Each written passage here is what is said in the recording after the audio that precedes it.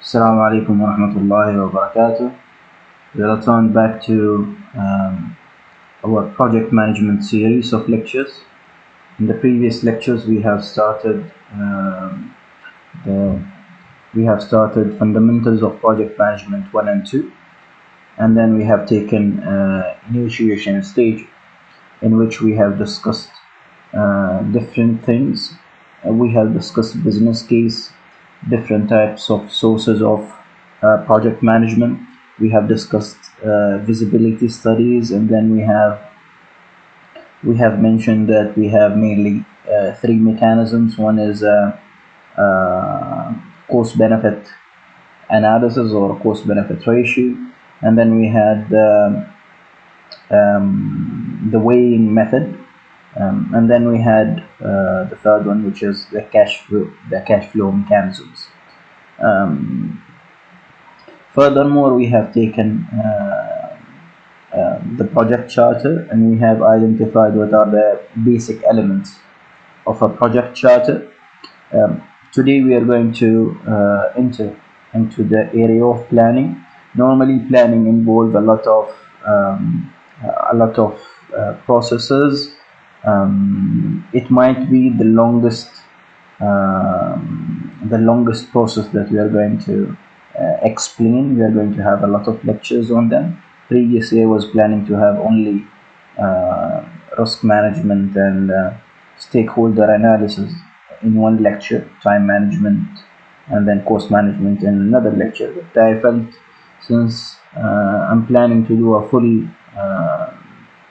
full series, then it would be better to cover the entire thing from the beginning to the end. So today we are going to enter to the planning, and according to me, or according to BM book, planning is having a lot of processes, as I have told you. So in planning, we are going to have stakeholder analysis, risk planning. Of course, when it comes to risk, we are going to have planning of the risks, and then we are going to implement the solutions. Implementing of the solutions will be discussed in the execution. So for the risks, we are planning responses for the risks, and whenever this particular risk occurs in reality in the execution phase, when we are trying to do our plan, then at that time we are going to implement. So risk planning only. We are not going to talk about risk control. We are not going to talk about risk implementation, our risk response implementation. And then we are going to talk about procurement, in which we are going to discuss what's the meaning of statement of work, contracts, the different types of contracts or delivery methods, payment schedules. And then after that, we are going to learn how to make a WBS, that's a work breakdown structure, how we are going to divide our project into different tasks till we reach to a position that the divided, let's say, task can be managed. It's something similar to a pizza. Now, for me, I cannot eat the full pizza at one time. So what we need to do, we need to cut it into smaller portion. These smaller portion can be eaten by me or can be eaten by another person. So the same mentality is going for the WBS or work breakdown structure. Managing and assigning resources, and then let's say times or timing for the task is going to be a hectic job. It's not going to be something which is easy. So the easiest way to do it is to divide the project that we are having into smaller, manageable tasks. These tasks are called to be these tasks work packages. That's whatever we call the manageable activity. We call it as a work package. And then other areas as well we are going to cover. which are resources planning. So we are going to learn how to estimate how much resources are required. So after we divide the project into different tasks, we start assigning resources, and then after we are going to start doing our scheduling, our plan in terms of time management. So which task comes first, which task comes second, how to relate them to each other, how much time is required for each task. That will be done in schedule planning. And then we are going to have course planning as well. So what are the different types of course, what are the different types of course estimates, and how we are going to use them in the planning and in project management in general. And then at the end we are going to have quality planning, and we are going to see what's the meaning of quality planning as well in the planning phase, because normally quality will be checked in the execution phase. So what do we mean by quality planning? What do we mean by let's say quality execution? What do we mean by quality control? So all of these will be discussed in various processes. Whatever we are going to highlight in planning is called to be quality planning. Now unfortunately we cannot finish all of these areas in one go. We cannot finish it in one lecture. So whatever we are trying, or whatever we are going to do, we are going to have them break down, starting today with stakeholder analysis and risk planning. That's going to be the lecture of the day. And then maybe in the coming lecture we are going to have procurement planning separately, and then scope planning and resources planning together. And then we can have one lecture for schedule planning, another lecture for cost planning, and it might be combined with quality as well. So 4 to 5 lectures we are going to have in planning itself, since it's really important. Whenever your plan is correct, then most probably the execution and the control is going to be an easier job for you. That's a basic thing in terms of quality. So quality is something which is planned rather than inspected. That's fundamental of quality management, or the new techniques in quality management. So going today with stakeholder analysis. Now once again we are going to use the same mechanism for us to illustrate or understand the things. We are going to have a certain task, and then we are going to try to understand the things from this particular task. So the task says for us that we need to identify and analyze the possible stakeholders for construction of your villa. So my project is the construction of a villa, and then I need to identify and analyze the possible stakeholder. So at the beginning we need to recap. And remember what's the meaning of stakeholder. And if you remember, we have discussed it earlier in previous lectures, saying that the stakeholder is a person who is going to be affecting the project, or who can be affected by the project itself. So a lot of stakeholders might be appearing for you in this particular construction project. We are going to try to identify a few of them, and then we are going to try to analyze it with having the potential actions that we are going to have for each category of stakeholders later on. So at the beginning, I'm going to try to identify.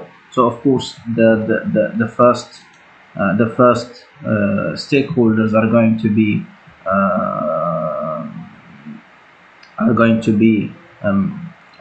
team, the project team. But before discussing the stakeholders, we need to understand what are the areas, what are the methods in which we can identify the stakeholders. Now, identifying stakeholder is not going to be an easy job unless you have potential experience in that particular field to say that you can identify the stakeholders. So one of the methods that we can use to identify the stakeholders is experts. So for example, I can go to a construction manager who have been working a lot in construction, and I can ask him like what are the or who are the typical stakeholders who might be involved in this construction project. Another method of getting the identification is brainstorming. So I can make certain groups. I can make certain groups for potential people, and then we can start brainstorming, thinking that who might be affecting our project might be affecting whom. So this is whatever we call it as brainstorming. And then the last method is surveys. So we can go and distribute surveys, and then based on the surveys we can identify the potential stakeholders. Now let's say that I'm doing a brainstorming, and then in the brainstorming I'm trying to find out who are the possible stakeholders. So for me, of course, one of the major stakeholders as I have mentioned earlier, is the project team. So the these people who are working in the project, they will be affected by the project, and they will be affecting the project. They'll be affected by the project. So if anything has happened to the project, if the project is stopped or whatsoever, they are not going to get their salaries. They are not going to finish their work. Now they will be affecting the project as well. If they have made some mistakes, then the whole project period is going to be affected as well. So one of the key stakeholders is project team. After project team, another person who is considered to be a stakeholder is myself. If I'm representing the owner of that particular villa, or the owner of that particular project, then I should be considered to be a stakeholder. Now, how I'll be a stakeholder? Now, I'm a person who is funding this particular project. So if for example I had a problem in terms of funding the project, the whole project will be affected. So I'm a person who will be affected by the project, and I'm a person who will be affecting the project by direct or indirect decisions. And another stakeholders is suppliers. So of course I require a lot of materials, and these materials normally we bring them from the suppliers. Suppliers are the people who are supplying us material, giving us materials. So of course, let's say for example, if I dealt with this supplier, but this supplier has closed his shop, of course my progress in the project is going to be affected. Why? Because this particular supplier has not given me the items I require to continue my project. So he can be affected by the project as well. So if the project has been stopped, this particular supplier will not get cash flow. He is not going to get certain amount of money because I'm not going to purchase from him materials. Okay, so mainly we have identified till now 3 stakeholders. One is the team members. Second is the owner or the client. Third is the supplier. And then another stakeholder is my neighbors. So a lot of you might be asking, like, how come the neighbor is considered to be a stakeholder? Now, one thing that to be taken, that for example here in Oman we cannot do construction after evening time, let's say after 6 p.m.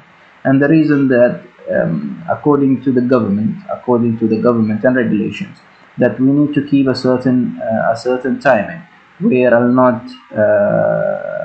not affect my neighbors. So mainly this particular neighbor, because he is available and he is next to my particular builder, it means that he will be affecting my flow. Otherwise, I could have continued working even till evening time. And then this particular person, he can be affecting my project as well. So he can be affecting the project, and he can be affected by the project as well. So can be affected by the project in the sense that if I'm starting to construction, it might cause a lot of noise for him. It might cause a lot of issues for him as well. Okay, it might be that my workers, when they try to connect the electricity cables, they cut his electricity cable by a mistake, for example. So he can be affected, and he can affect my project as well. He can cause me some troubles as well. And then the last stakeholder I'm going to identify is Muscat municipality, since Muscat municipality is a regulator, is a body of regulation here in Oman, or especially in Muscat. So I have identified few stakeholders. Of course, there are other stakeholders, but for the sake of illustration, and instead of wasting the time and having a lot of stakeholders, it's better to identify a good number of them, and then we are going to carry the analysis so the picture is coming clear. So we have identified project team, the client, and then supplier, neighbor, and then Muscat municipality, which is a regulator. Now, after I have identified them, I need to categorize them. Now, how to do the categorization for them? Now, mainly when it comes to stakeholder analysis, we are having something called interest versus power, or power versus interest grid, or power versus interest matrix, and that's basically the analysis. So this is the part where we have identified the stakeholders. Of course, there are many other stakeholders if you try to think of them. Now, after identifying your stakeholders by whether you are using experts or brainstorming or surveys, you need to take it one step further, which is the analysis. So we are going to go for the analysis, stakeholder analysis. Now, in stakeholder analysis, we have said we have around 5 stakeholders. So the project team, the owner, the supplier, Muscat municipality, and then the neighbor. So 5 we have identified, and we need to start doing the classification or categorization for them. So we need to categorize them based on power and interest, as I have mentioned for you. So the first thing, whatever we are trying to go and try to do, is to classify them, whether they are having high power or low power, high interest or low interest. So at the beginning, we are having power and interest. Those who are having high power, I'll just give them a tick. Those who are having high interest, I'll just give them a tick. And then if that particular stakeholder is having less power or low power, low interest, I'll not assign a tick in that particular position. So the tick is representing the high power and the high interest only. Now, taking into your mind, or taking in mind that once again, for specifying whether this particular person is having, or this particular stakeholder is having power and having an interest, then once again you need to have good experience actually to judge. Now, going for the project team at the beginning. Now, of course, when it comes to the project team, they might be having some power, some authority to do the project, but they don't have high power. The person who is having high power is going to be the owner. So when it comes to the project team, they don't have high power, but they have high interest. They care a lot about your project. So when it comes to a person, just keep it summarize, a person who can stop your project. He is having that particular power. And interest, a person who will be affected, or a person who will care a lot about your project. So when it comes to project team is not having power, is not having high power, but they are having high interest. Okay, they are having high interest, and this is whatever the grade we have said, power versus interest grade, where we are having this portion for low power. So power is divided into two: low power and then high power, and then low interest and then high interest. So this is a zone of low power and low interest. This is a zone of high power, low interest, and this is high power, high interest, and this is going to be high interest and low power. So whatever we are trying to do at the beginning, we are going to give, or we are going to classify them according to power and interest, and then we are going to put them in this particular grid or matrix. So project team is whatever we have said. They are having interest. They care a lot about the project, because if the project is successful, it means that they'll finish the project. They'll be happy about it. But they don't have the ultimate power. They cannot decide to stop the project. So I have kept the project team in a place where high interest is there. So we have said that it will be given to the high interest, so to the high power. So it's a high interest, and then they don't have a high power, so it's a high interest, low power. And then going for the owner. Now for the owner, of course, he is a person who can change a lot of things. He can shut down the whole project, and then a person who will be interested, because it's his own project. So a person, the owner is a stakeholder who is having high power and high interest. So we are putting him in high power and then high interest. Going for the supplier, once again, a supplier is having low power. If anything has happened, I can change this particular supplier. If a person can be changed, then he does not have the power, but he does have the interest. Of course, he does not want to lose the project, so he will care a lot about it. So the supplier is going to be in a position where high interest is there and then low power. So the supplier came here. And then Muscat municipality. Muscat municipality is supervising, or is checking all the projects in Muscat. It means that it has huge amount of projects. So Muscat municipality is having power because it's a regulator. It's an entity that is that's able to close my project if I have done something wrong. So Muscat municipality is having the power. Do they have the interest? They have some interest, but they don't have high interest. My project is something similar to any other project in Muscat. So they have high power, but they don't have high interest. So we are going to keep them in a position where high power is there, but low interest. And the last category, neighbors. Neighbors, they don't have power. They cannot stop my project whenever they want. They don't have a lot of interest, because finally I'm a neighbor who is like any other neighbor closer to them. So they don't have the power to stop my project. They don't have the power to change things. They don't have a lot of interest as well. So they will be kept in a position, or in a zone of low interest and then low power. Now after we have classified them based on power and interest, we need to find suitable actions for them. So first section is keep satisfied.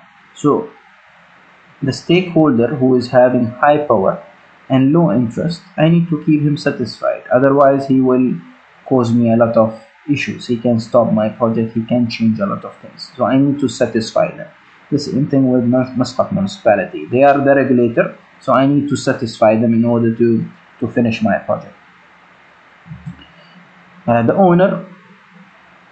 Now, this particular grid is done by the project manager. So the project manager, he needs to manage the client closely. Means he needs to keep him informed about everything. He needs to keep him satisfied. So managing closely means he should know everything, and then he should be satisfied as well. It's a combination of two things.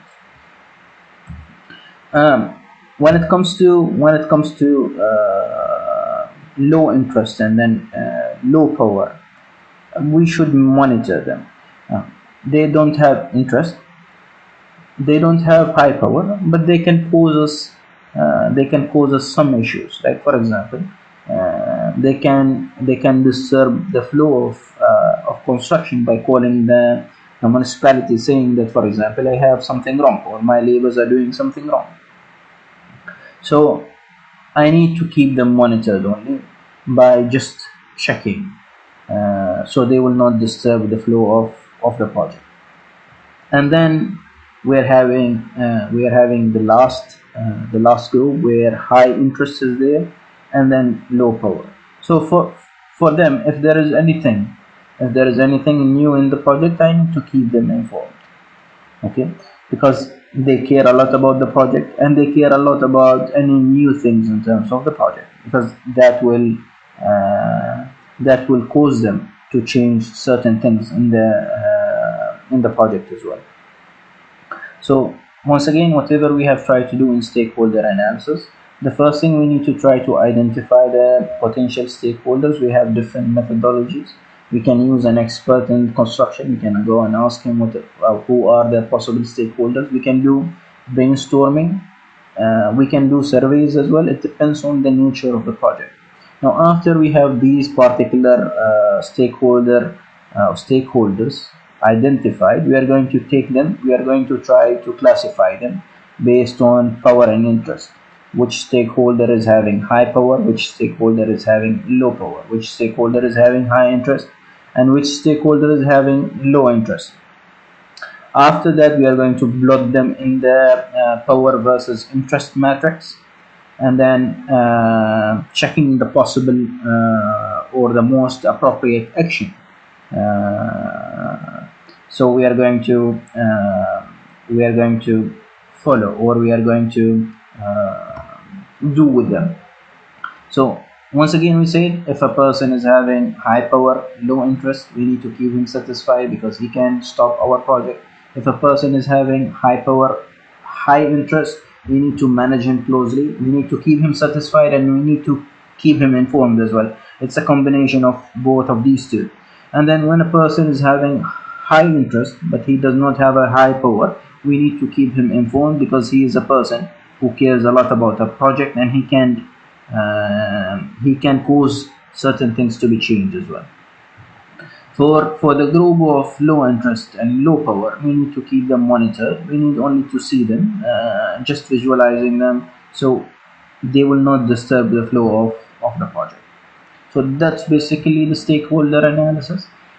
As many stakeholders you will identify, as better is going to be your project, because if you know all the stakeholders, you will know how to deal with them. So for example, if I know that Muscat municipality have been identified, and I know that I need to keep them satisfied, so from the beginning, from the first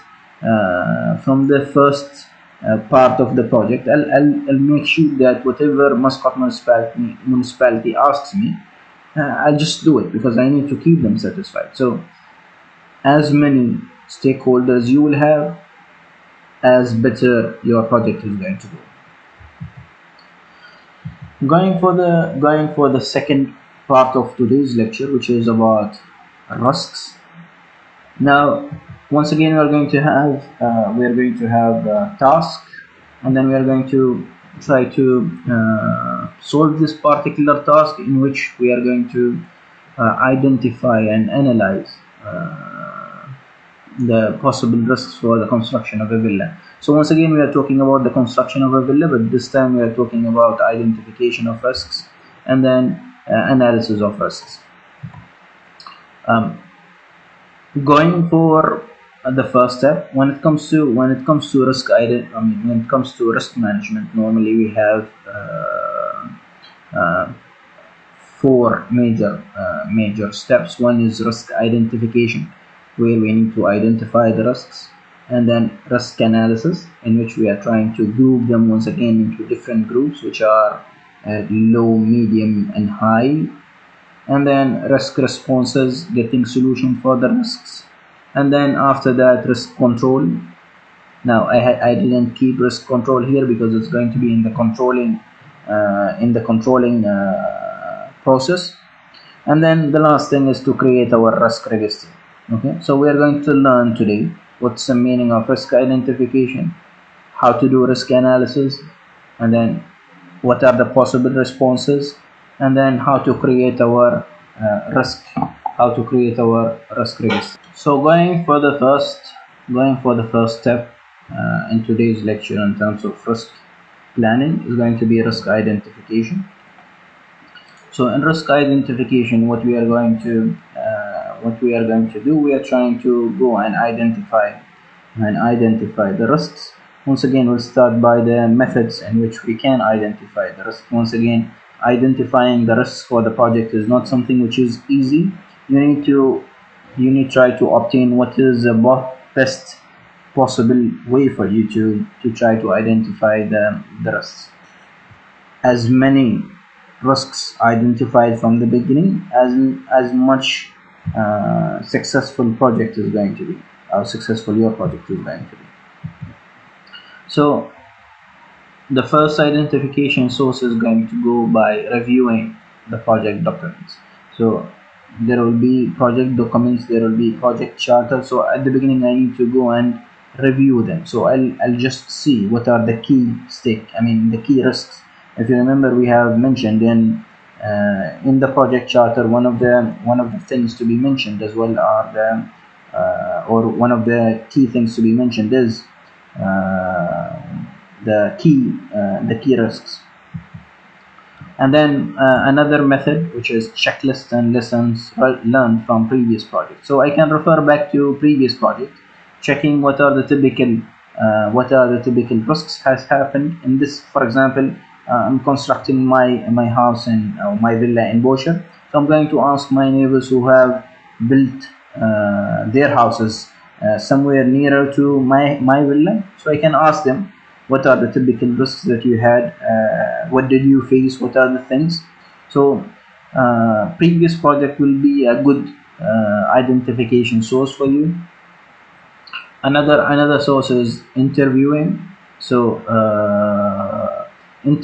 so I can go for an expert and I can go and ask him about the potential risks in my particular project. Brainstorming can happen as well. So if we have more than one person, a group of people, you can start doing the brainstorming. If you have a group of people, but these group of people are not sharing the same views, then it's better to use a technique called Delphi. Delphi is a technique used when we have a group of people, but they don't share the same views. So I'm going to get the risks without knowing that this particular risk has been identified from which person. So interviewing is one-to-one, brainstorming is a group, but I'll know this particular risk has been identified or has been identified by whom.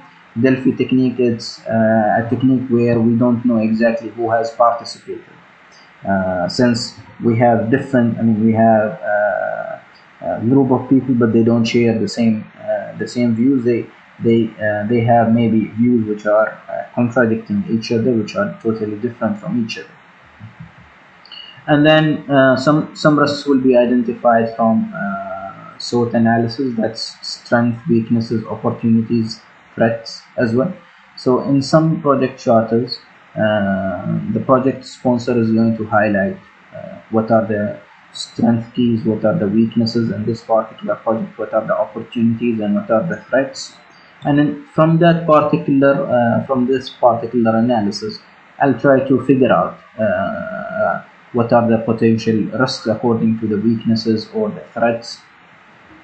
And then the last one is root cause analysis, in which we are using this method to identify the possible causes of issues. Okay, so quite a few methods of identification sources. Normally in construction we have or we use normally reviewing the project documents, checking the previous projects, and then mainly the experts as well. Now let's say that I need to identify potential risks in this particular project. So I have tried to list few of them. So I said the first risk I might be facing is late approvals. So as a project manager, I need to show all the things that I'm going to do to the owner. So the owner needs to approve them before me proceeding or before me starting the next step. So late approvals will cause me to have a big issue if the owner is not approving things as soon as possible or as fast as possible. It means that everything is going to be delayed. So one of the issues is going to be late approvals. Okay, so for example, let's say that I have given you as a project manager, I have given you three or four different colors that you need to pick from. So I'll paint the what you call the house from outside. Now you didn't specify. I cannot start but that particular work. It means that the whole project is going to be delayed. So one of the typical risks that are happening in construction projects are late approvals. Another issue is subsurface conditions. So whenever the project manager or whenever the contractor is going to start working on this particular project, he does not know exactly what is the condition of the subsurface condition. What are the condition of the subsurface soil. So you might be having, for example, a high water table. You might be having rocks. So the condition of subsurface is not something which is clear, so it might cause us some issues or some problems. Since it might cause you some issues, then you need to consider it as a risk. Supplier delays. So once again, if I didn't receive my materials in the correct time, for example, I need to do the concreting or I need to do the plastering, but the supplier didn't bring for me the cement. It means that I cannot do my plastering, and if I cannot do my plastering, it means that later on I cannot do my painting. If I cannot do my painting, then I cannot give their project to the owner. So one delay can cause the whole project to be delayed as well. So one of the risks is going to be supplier delays. Another huge risk is considered as insufficient funds. So let's say the whole project is going to cost around 60 or 70,000 Omani riyal, and then the owner has paid 50,000, but he has spent his remaining, or he has spent the remaining 20,000. So he is coming to me as a contractor or as a project manager, and he's saying for me that I don't have enough money to give you, so you will complete your project. So if there is insufficient fund and you are not able to give me the money, it means that the whole project is going to be stopped till you prepare the remaining amount of money. Okay, so this is one of the risks. So let's say that if I spend all of my amount of money, then what I need to do. So a problem is available, we need to provide a solution for it. And then we have change orders. This is a big issue in the Sultanate. Change order means already have signed the contract. Everything is clear for me, but whenever the work will start, I'll start changing things. I'll start the contractor to change things. So for example, at the beginning, my plan was to have a 2-story building. Later on, my friends were telling me it's better, since you are building your house now, it's better, or your dream house, it's better to go for 3 stories rather than 2 stories. So the client came to me. He said, now okay, I want to shift from 2 stories to 3 stories.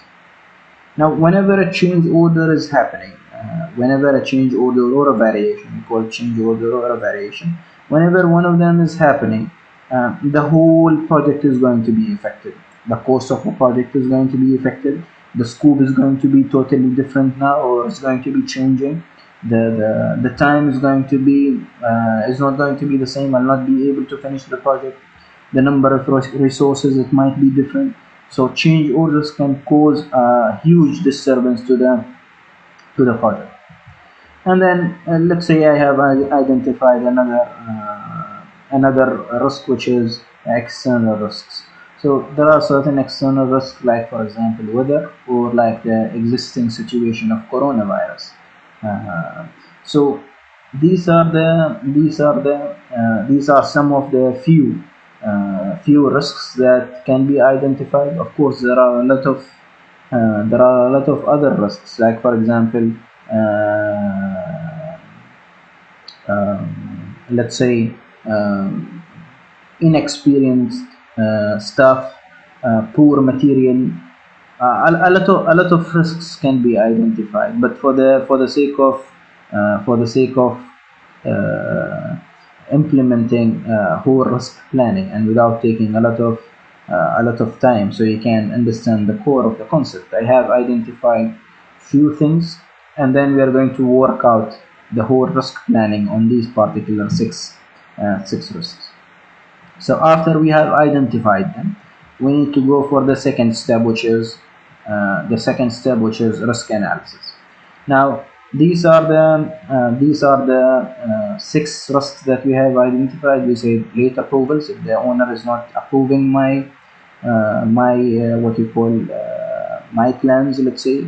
If the site is having some issues in terms of the soil, if the supplier is not delivering things on the time, if the owner has spent almost all the money and he does not have enough money to complete the project, and then if the client is asking for a lot of changes after we sign the contract, and then external risks like weather, or the current situation of coronavirus, or labor strike. For example, labor strike is whenever the laborers are stopping to work because of, for example, they are not getting their payment, so they decided to stop working on the project itself.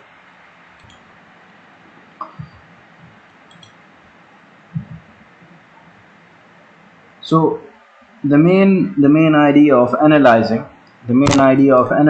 the risks will be based on something called probability impact matrix, or risk matrix. So if we can go and zoom here, we can see that we have two axes.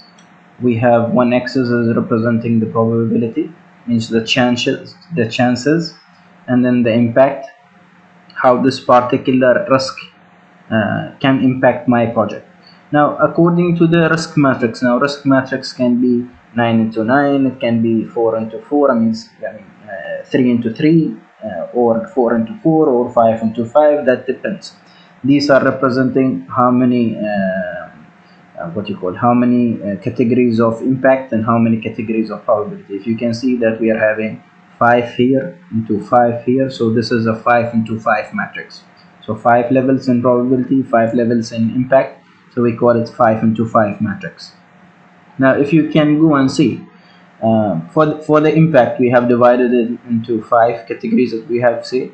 Insignificant means if this risk is happening, then it will impact me in a very small way. Minor, it will affect me,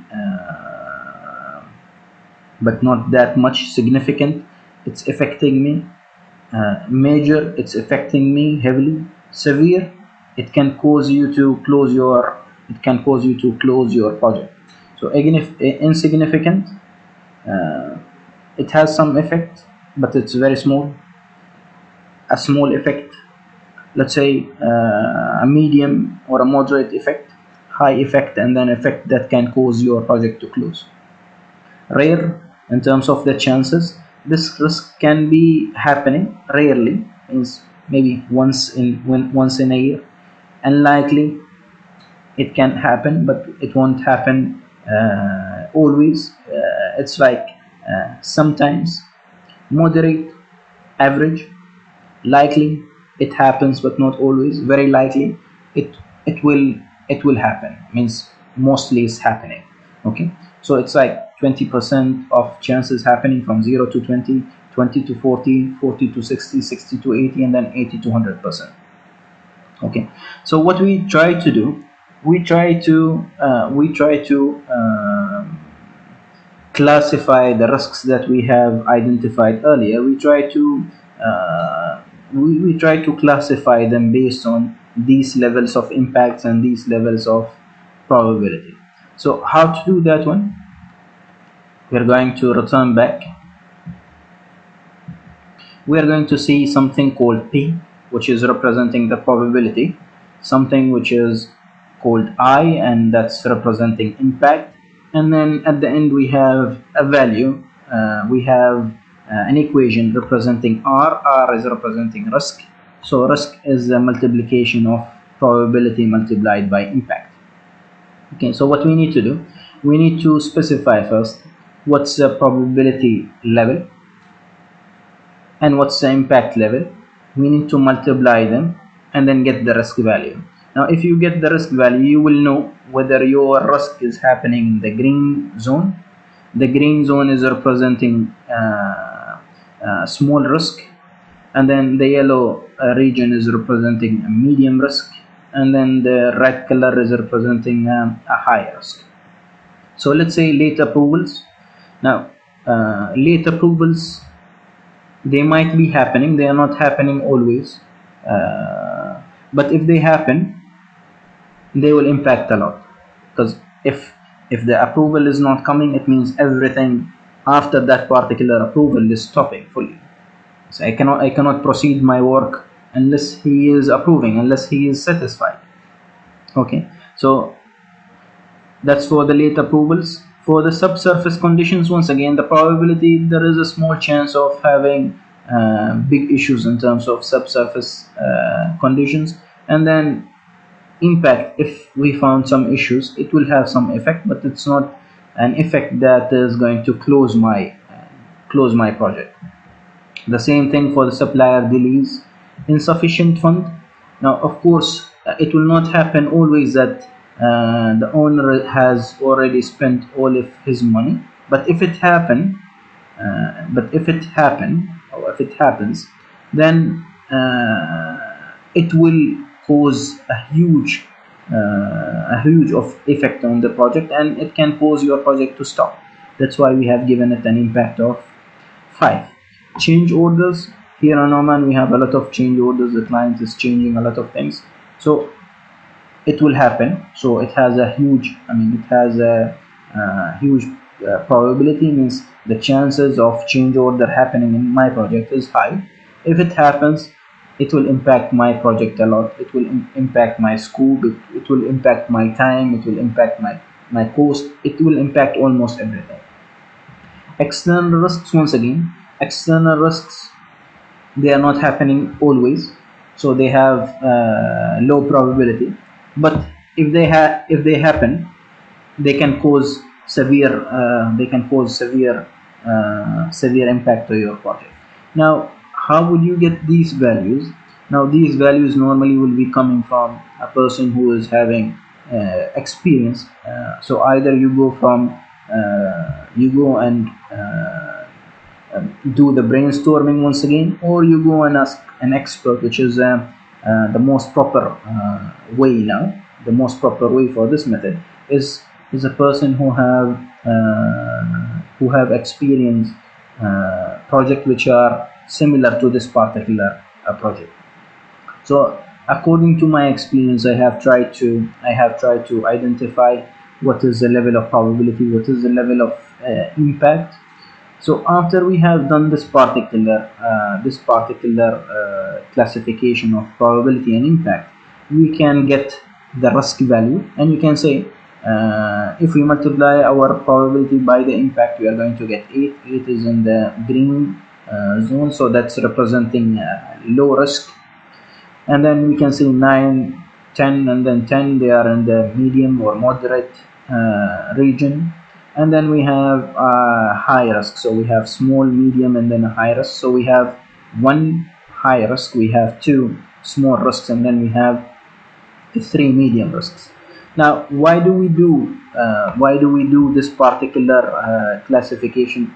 Normally, in projects, we are going to have a lot of risks, and we don't have the time to go and solve all the risks which are available.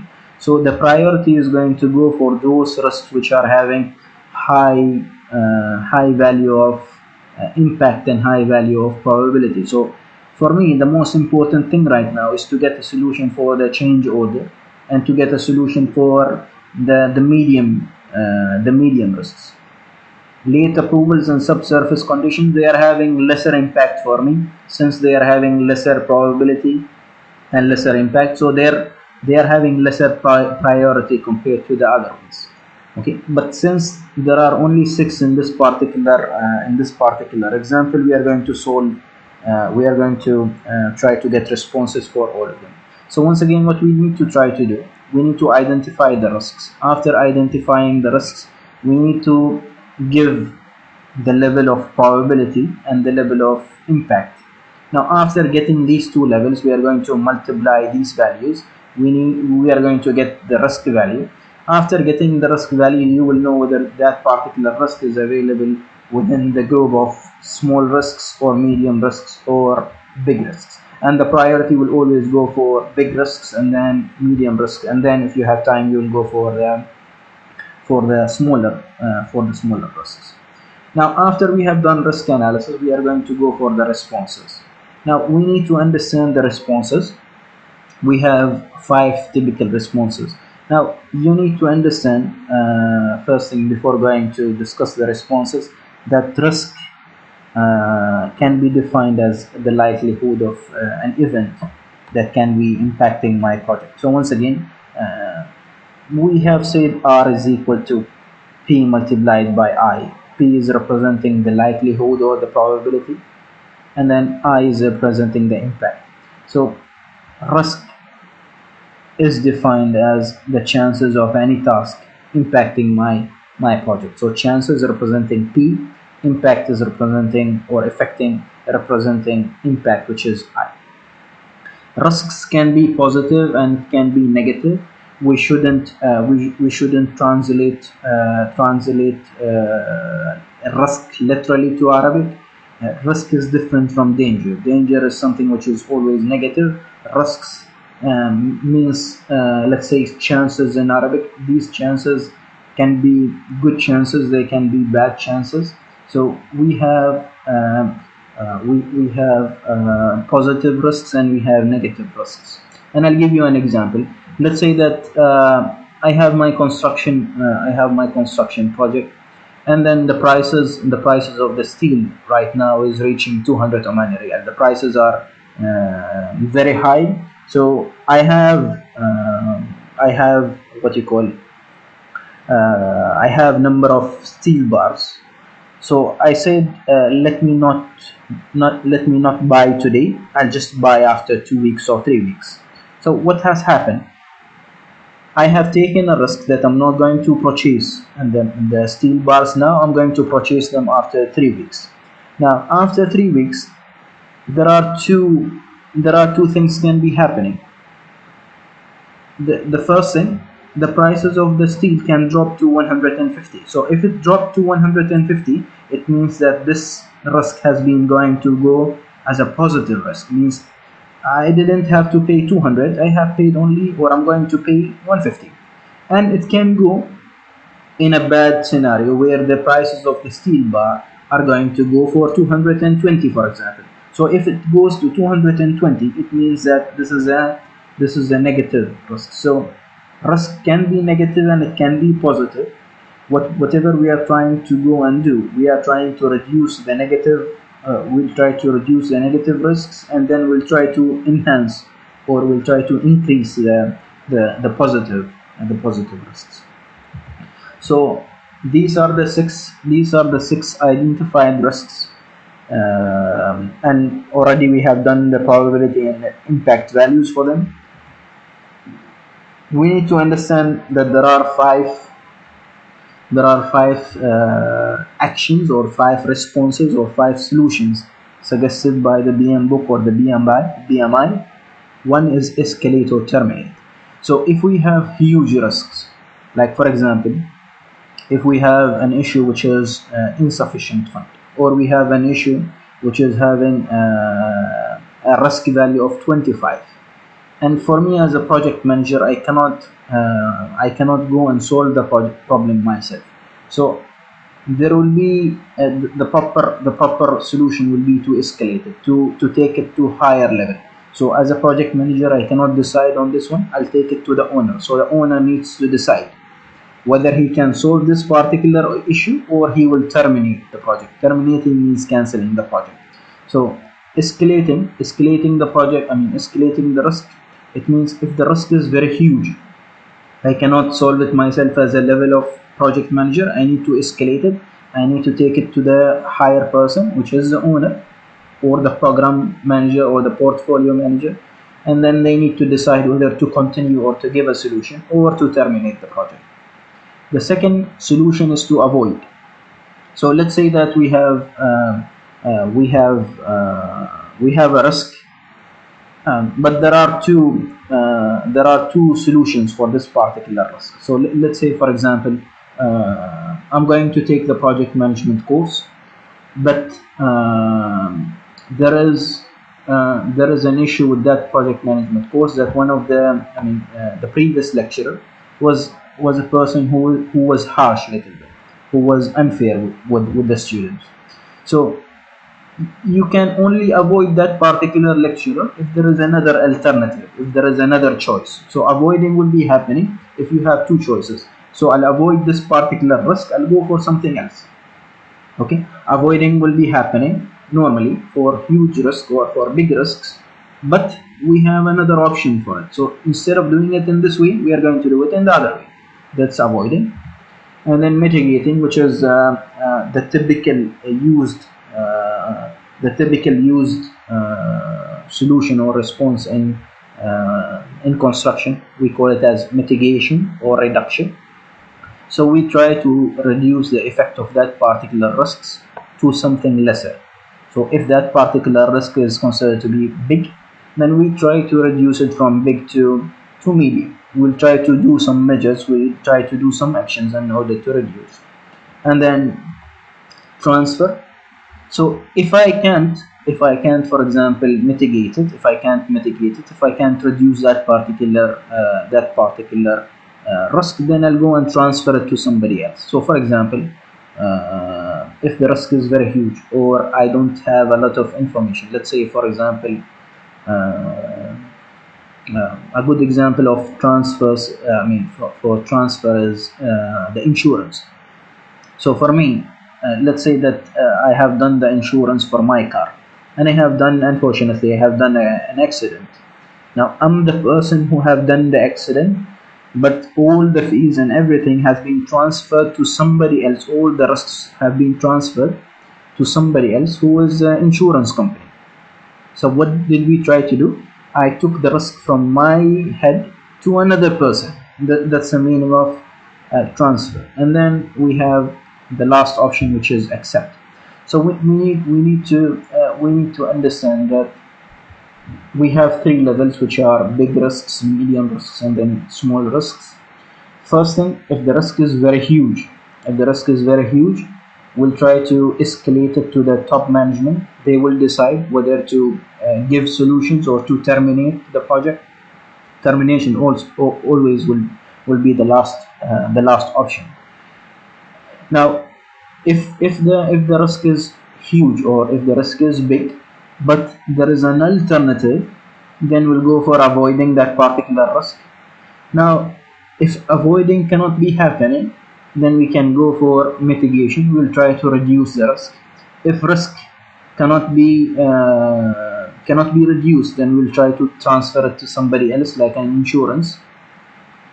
Otherwise, if the risk is medium or small, and normally if the risk is small, then we can accept it. So risks can be accepted if they are small. We cannot accept huge risk, because accepting huge risk can cause you a lot of losses. Now these are the general categories. Okay, these are the general categories. So either to take it up, to close it maybe, or to avoid an option, to reduce its effect, or to transfer it to somebody else, or to accept it. These are the general categories. We are going to learn how we are going to give solutions under these particular categories. So let's say that we are talking about late approvals. So the proper solution in my according to my experience, once again, giving the responses will be requiring a person to have an experience in that particular field. So let's say that for late approvals, I have said that my solution is to involve the client in all the phases and set periodic reminders for him to approve the task. So what I have done from the beginning, now of course we didn't start the project yet, so everything is done right now before the starting of the project. So I have tried to identify the potential risk that might be happening for me during the project. So what I try to do, I try to prepare solutions before even the thing happens. If the thing happens, then I have a solution ready for it. I don't need to go and think about the solution at that time. So what I say, I know that there will be a problem of, or there might be a problem of late approvals. So in order to reduce that effect of late approvals, what I said I'm going to involve the client in all the phases. I need to bring him for the meetings, and then I need to set reminders for him. So what will happen? He might be late in some of the approvals, but it will not be as much as if you didn't remind him, if you didn't involve him. If you didn't remind him, he will keep on being late because he is not involved in the process. But if you are making him a little bit closer to you, as whatever we have said in client and in stakeholder management, you are trying to manage him closely, then you will see that he will respond for you because he does not want his project to be late as well, or to be delayed as well. Okay, so what we try to do, we try to involve him, we try to set some reminders so that the late approvals will be lesser. So which category we have done? We have tried to mitigate. So we know that late approvals might be happening, but we are reducing how much late approvals are happening. Subsurface condition. So what we try to do, or what I suggested, I'm going to instead of me dealing with the subsurface conditions issues, I'm going to deal with a specialized subcontractor. That specialized subcontractor is going to be the person who is going to assess and check the condition of the subsurface soil and then develop solutions for any issue. So what I have done, I was responsible for the subsurface condition, or subsurface soil condition, but since I'm not specialized, I took the responsibility from my head and kept it under the responsibility of the subcontractor. So what did I do? I transferred the risk from my shoulder to the shoulder of the subcontractor. So that's going to be the solution. The solution is assigning a subcontractor. It's under which category? It's under the category of transferring. So I'm transferring the risks. Here, what happens? I reduce the risk, but still I'm the person who is responsible. Transferring, it means that I'm transferring all the responsibility from my shoulder to somebody else. Supplier delays. So once again, what I have thought, I said, okay, I'm going to create a database. I'll always have a backup local supplier. So if this supplier has delayed for me, I have already a database in which I'm going to contact that particular supplier and use the contingency reserve to pay him. Contingency is whatever we call it as emergency amount. Okay, contingency is the emergency account. So an emergency amount, which means let's say that, for example, if a task requires 20 riyals, I'll not put the budget for that particular task to be 20 riyals. Okay, I'll put 30 riyals. Now, why 30 riyals? 10 riyals are extra. These 10 riyals are going to be divided into two things. One is contingency reserve. It means for emergency cases. Okay, so for emergency cases like the supplier didn't didn't bring the materials, or he was late in bringing the materials, so I can use that extra amount of money to get the materials from another supplier. And then there is the second what you call part of the 10 riyals. We said 20 riyals is going to be the what you call the cost, but 10 riyals we kept extra for contingency reserve. And then there is something called the management reserve. Management reserve is for risks which you couldn't identify. So of course, since the project is huge, we cannot identify all the risks. If we cannot identify all the risks, means solutions have not been prepared, means you need to pay a certain amount of money in order to get solution for these particular risks when they will happen in the construction phase. So what we have done, we kept extra amount of money. This extra amount of money will be divided into two. One is, or two groups. One is contingency reserve. We are going to use it for emergency cases. And then extra amount of money which will be kept for certain things which cannot be identified or which cannot be solved easily. So whatever we have tried to do, by having this backup or this database, I have reduced the effect of that supplier delay. Of course, I'll be affected. I'll not get it as soon as whatever was planned, but this solution, this database will ensure me that I'll get whatever supplies in as soon as possible manner. Okay, so what we have tried to do, we try to reduce or mitigate. So there will be a delay, but the delay will not be that much because I have already contacted the local suppliers to bring for me the material, since the original supplier couldn't deliver that particular supplement. Of course, you will go and deal with the supplier later on, but you cannot wait for him to supply you the materials, and then the whole work is going to be postponed later. Insufficient fund. Now, this is what we have said. We need to ensure that the management reserve has been kept for such cases. We have said we have contingency reserve, and then we have a management reserve. So, for example, let's say that the construction villa is costing me 70,000. I'll keep in my pocket 80,000. That 80,000 is going to be 70,000 for the project. Now, in that particular project, that 70,000.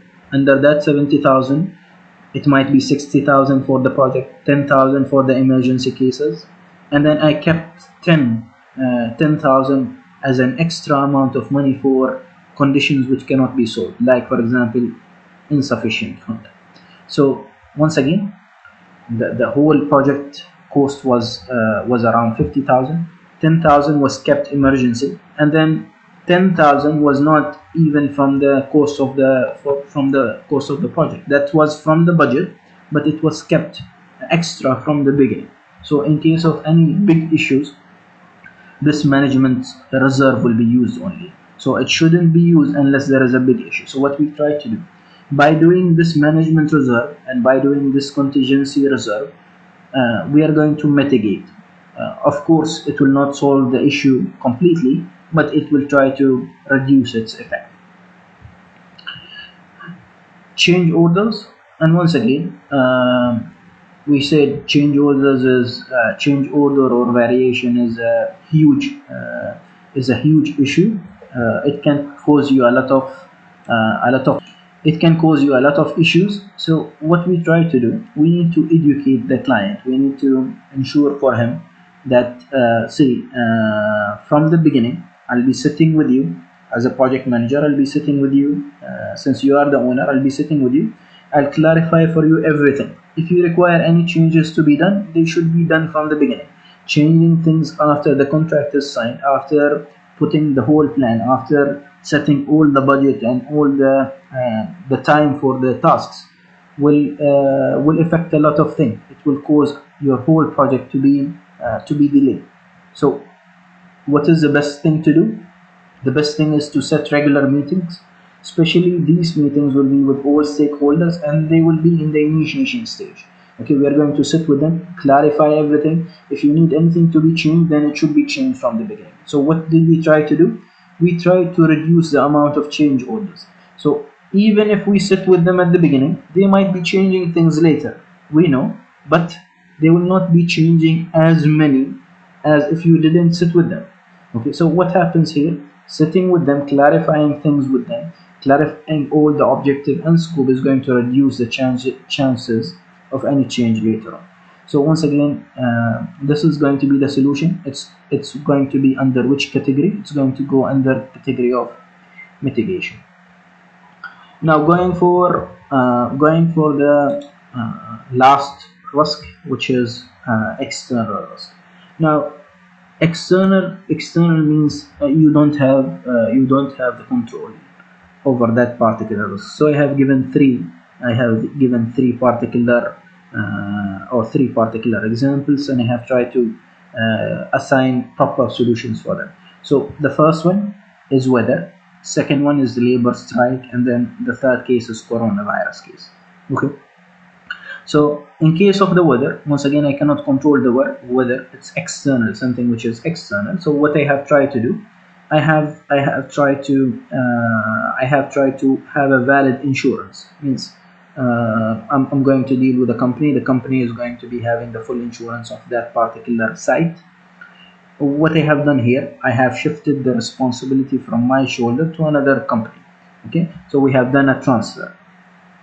In case of a labor strike means the laborers are stopping to work. They don't want to work, and this will happen because of a lot of reasons. Maybe because the owner didn't give them their salaries. Maybe they were not comfortable.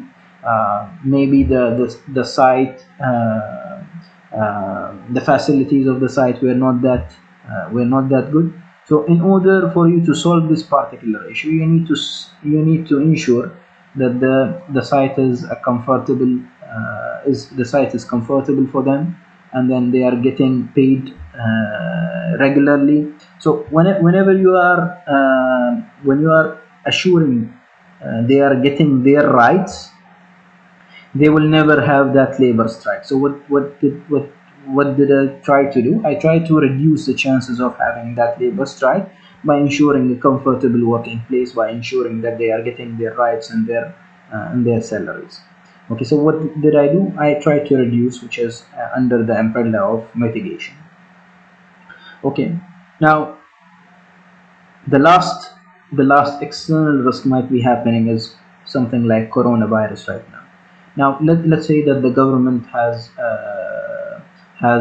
decided to have a lockdown. Lockdown means nobody can go outside from your house. Okay, you cannot go for the grocery, you cannot go for your project, you cannot do anything. So we have a lockdown, a total lockdown. Now for you cannot avoid it, because that's what you call that's a regulation from the government. You cannot escalate it. There is no point of escalating it. You cannot mitigate it. You cannot transfer it to somebody else. The only thing that you can do is to accept it, since it's a case where it does not happen a lot. You need to accept it. The only thing that you can do as a project manager or as a contractor, that you need to contact the owner. See, because of the coronavirus, the government has decided to stop or to have a lockdown. So I'm asking you to give me extra amount of time to complete my project. So instead of finishing it, for example, in April, you need to extend for me till June or July, for example. So in this case, what I have done, I try to accept it because I cannot do anything about it. And then the only thing is to go and ask the owner what you call an extension for the work. And this is whatever we call it as excusable delays. It means this delay has a good excuse, and then the owner should approve it, because it's not under the control of the client. I mean, under the control of the contractor or the project manager. So once again, to summarize, we have different responses. We have escalate and terminate. These are happening for these will be suggested for huge risks. So if you have a huge risk that you cannot control as a project manager, you need to escalate it to the top management, to the program manager or the portfolio manager or the owner. They need to decide whether to put a solution or to terminate the project, since the risk is huge and cannot be avoided. For example, if the project can be, if the risk can be avoided because there is another option, then we can go and avoid that particular risk. And I have given you already the example of the lecturer and the course. Mitigation will happen a lot in construction industry, and you can see that we had a lot of mitigation here, a lot of mitigation options. So what we try to do, we try to reduce either the impact or reduce the probability of that particular risk. If the risk cannot be mitigated, then we try to transfer it to somebody else. So for example, for the case of the cars and then the accidents, there is no possibility of reducing it, because you will not know when it will happen. Even sometimes you are not doing something wrong, but somebody has hit you with the car. So it's better to get it transferred to somebody else, okay, or to another entity or to another stakeholder. Okay. And then the last thing, for small risks or for risks that you cannot do any other things, but they shouldn't be very huge, we should be having an option of accepting that particular risk. Since that particular risk is very small, it will affect my project, but it will not affect that much. Maybe if I produce a solution, it will cost me more than having the risk itself. Or like the coronavirus case, where we cannot do anything, we need to let it go and then ask the owner or the client for an extension. So what we have tried to do here, we try to do risk identification. We try to list down all the identifications, all the risks, and then we try to analyze it based on probability and impact. And then after that, we have the risk value, and the risk value will tell us whether the risk is high or medium or low. After that, we are going to produce risk responses, and we have said we have 5 responses. And then these are the general umbrellas. These are the categories. We need to specify a solution, and that solution is going to be under a certain category as whatever we have done. Now, after we do all of these 3 steps, we are going for the risk register. We will create our risk register. So risk register is a document which is combining risk identification and risk analysis.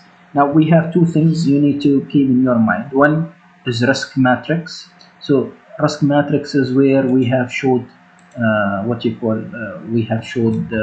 matrix here, this matrix. So this matrix involves 2 things. It involves identification and analysis. Okay, so identification of risks and then analysis of risks. Now for the for the risk register, it involves identification, analysis, responses, and control as well later on. Okay, now what does register or risk register mean? Once again, risk register is a document showing all the steps of risk management. Let us try to understand what's a risk register, how it looks like, and how we are going to build it according to the question or according to the task that we have solved right now. So this is an example of a risk register that I had built. Now you can see we have different columns here. We have a reference. So each risk is going to be having an ID, and each risk is going to be having a date of identification, when it was identified. Some of the risks cannot be identified at the beginning. They'll be identified in the execution phase later on when we start the project. Okay, but we try to minimize these risks because these risks are not having solutions yet. So it's better to identify all the possible risks, have solutions ready for them, whenever that issue or that risk happens, then we have already a solution. So reference, identification. So what's the risk? So we have 6 cells, means 6 what you call the 6 risks that we have identified. Description, if you require description. Likelihood, what's the value of likelihood out of 5? What's the value of impact out of 5? And then what's the overall risk?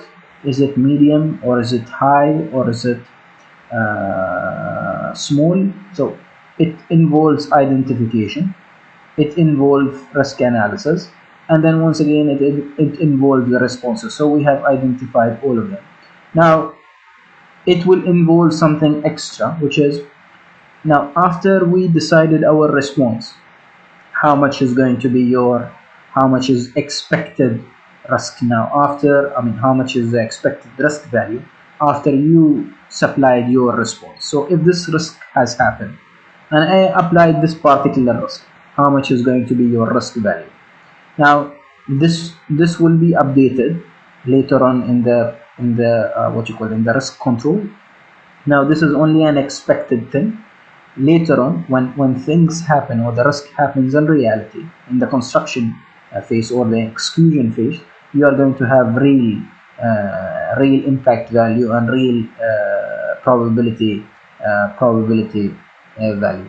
Okay, so once again, this is going to be representing, actually I think I have made a mistake here. This is going to be likelihood. So likelihood and impact here, likelihood and impact here, and then overall yeah, this is going to be actually the response analysis or risk analysis, likelihood with the response suggested. So it's a likelihood after the response, and then the overall risk. So what we have tried to do, we had 6 risks.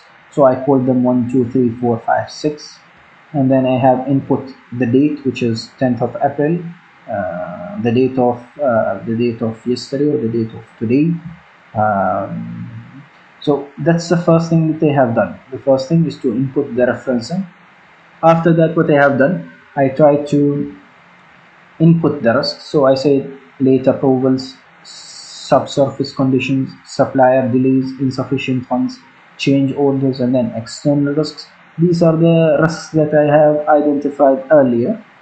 After we write all the identified risks, we are going to write description, how they are going to be affecting us. So for example, late approvals will cause delays in the schedule and project final date, not data. And then subsurface conditions, how they will be affecting you, supplier delays. So I have just written some kind of description in which this particular risk is going to affect my particular project. So after I write the risk and description, I need to input my likelihood and the impact. So if you remember, we had input the likelihood and impact. So 2, 4, whatever we have done in the risk analysis, stage. After having the likelihood and impact, we multiplied the values of P and I to get the R value, which is the risk value. And you can see here we have 3 categories. The category of the green, the green category, which is representing small risks. The category or the cells which are yellow, which are representing the medium risks, and then we have the red ones, which are representing the the high risks. We have suggested some solutions. If you remember them, we said mitigate, transfer, mitigate, according to whatever we have done. These are the suggested solutions that we have suggested in the risk response phase. Now the extra thing is going to happen is after this portion. Now we have done all of this particular portion in the previous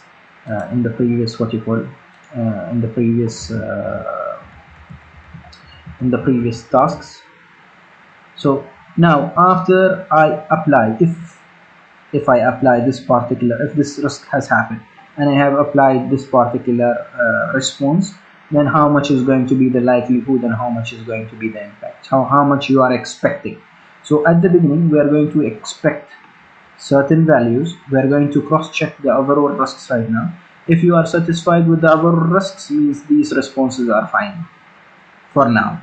Now later on, when the project starts and when the construction stage is happening, or the construction starts, or the execution phase starting, and you have already applied this, whenever this particular risk has happened, you applied this particular solution, and you have got your actual probability and actual impact at that time, and you were not satisfied of that particular risk value, you can go and modify your solution to another solution. Okay, so what we are trying to do, we have already done the basic analysis, we have got basic solutions. Now after applying these solutions, what do we expect? So we are expecting certain values. We are expecting, for example, likelihood to reduce here. So previously the late approvals might be happening more. After we sit with him and remind him, the chances of happening will be less. Here, for example, change order. Now previously we know that it will happen a lot, but now after sitting with him and making regular meetings, this is reduced. Okay, so this is how the solution is going to affect my likelihood and my impact. Okay, and after having these values multiplied, now I have 4, 2, 6, 6, 9, and 8. So instead of having 2 risks which are small, 3 risks which are medium, and 1 risk which is high, now I have 5 risks out of 6 are small, and then only 1 risk which is medium. So the solutions, according to me, are good now, because they have reduced the amount of they have reduced the amount of high risks, they have reduced the amount of medium risks.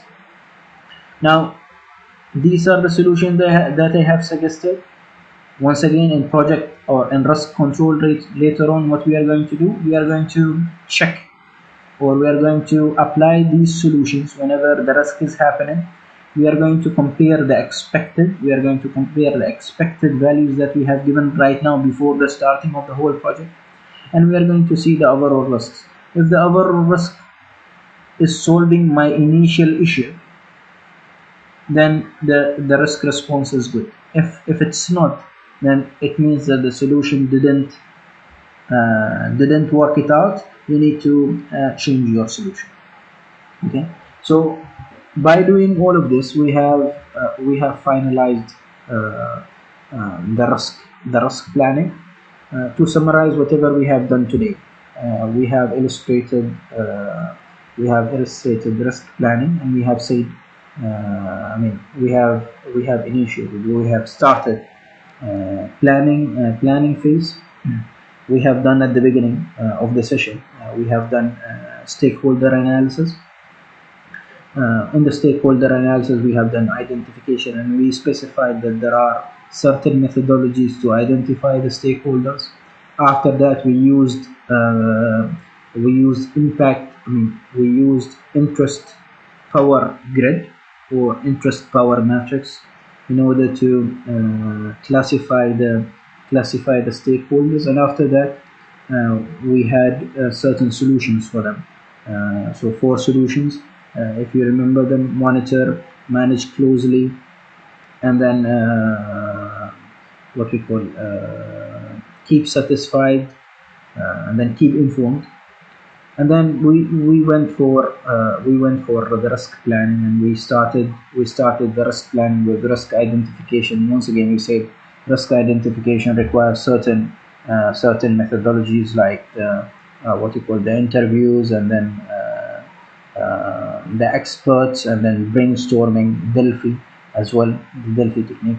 Now after we identify the risks, we'll take them for the analysis, and once again we say, as many risks you can identify, as much as better is going to be your project.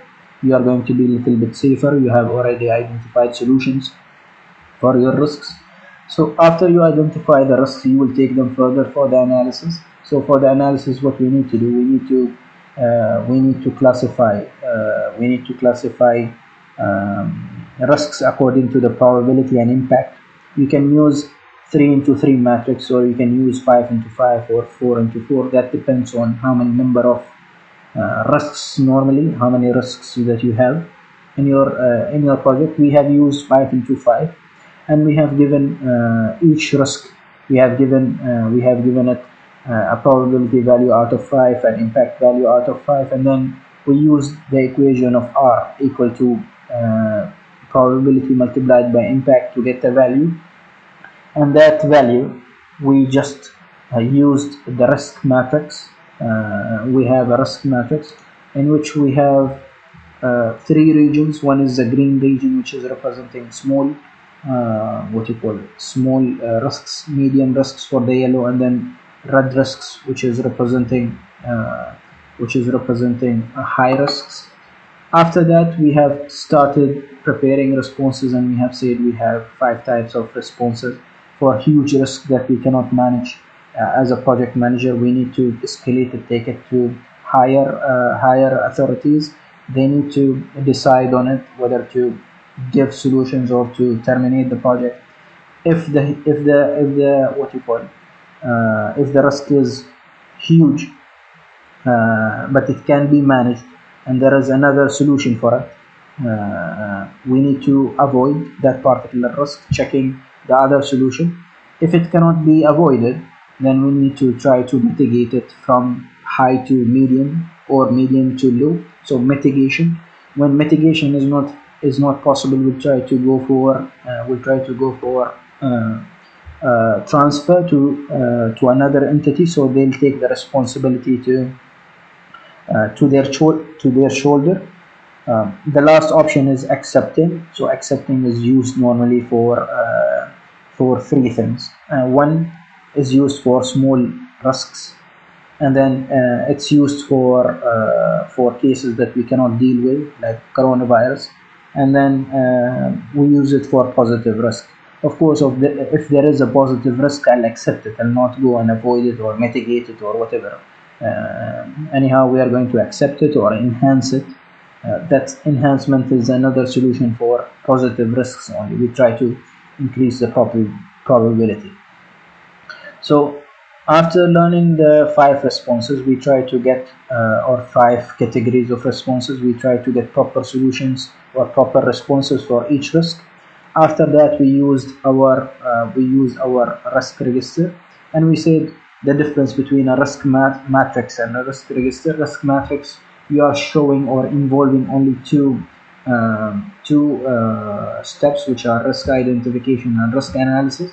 And risk register, it involves everything. It starts with the identification of the risks, and then it goes to the risk analysis. It will show you the risk responses, and then the expected risks after implementing these particular risks. And then you can have you can use it for controlling the risk, to check whether the solution you have provided for that particular risk is good or not. In the coming lectures, we are going to go for